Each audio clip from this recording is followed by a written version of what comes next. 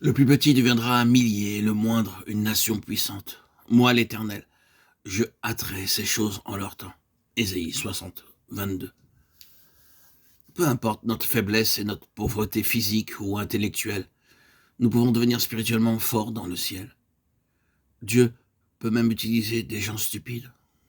Le Seigneur peut nous corriger ou nous reprendre. Mais il peut nous utiliser aussi stupides que nous soyons.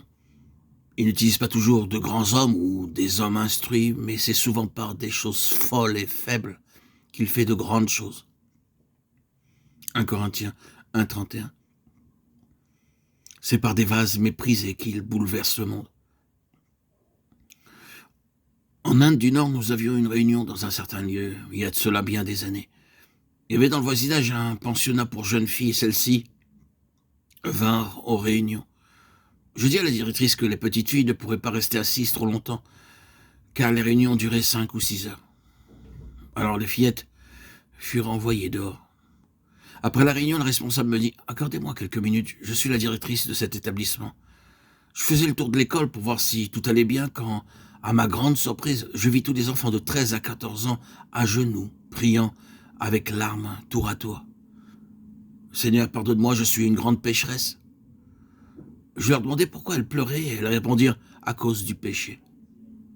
Cette sœur témoigna comment, venant à la réunion, elle disait au Seigneur « Seigneur, je suis directrice diplômée et cependant, je ne suis pas née de nouveau. Ces petites filles sont bien meilleures que moi. Je veux aussi naître de nouveau. » Elle naquit de nouveau et témoigna pendant la réunion, et l'un après l'autre, tout son personnel naquit de nouveau. Cela commença par la foi simple de quelques fillettes. C'est la promesse de Dieu.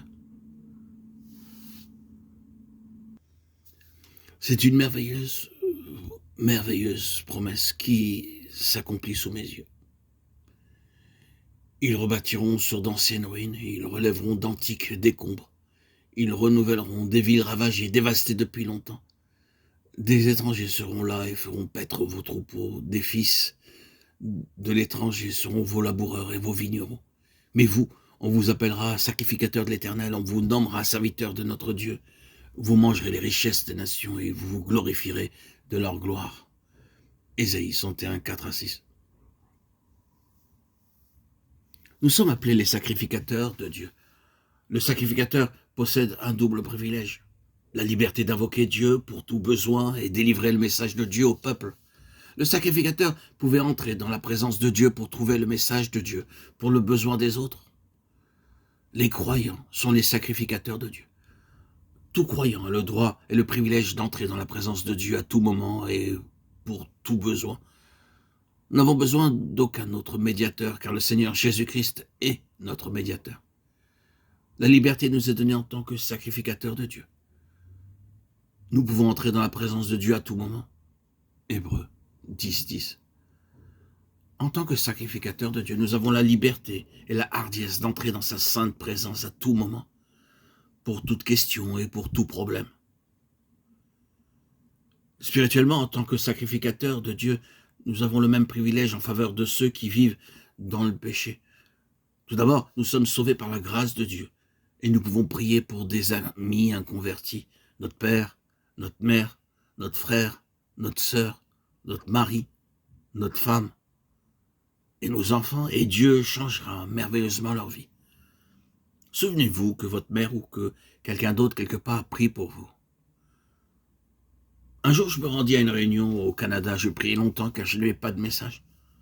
Lorsque je pris ma Bible, mon attention s'arrêta sur ces paroles. Je suis malheureux et indigent. Après la réunion, j'adressai un appel à l'assistance. Un homme vint vers moi et me dit « Je veux naître de nouveau ce soir ». Après que j'eus prié pour lui, sa sœur vint vers moi et me dit « Vous ne le savez pas, mais j'ai prié pour lui pendant plusieurs années. » Ainsi, beaucoup de vies ruinées sont changées par la prière persévérante.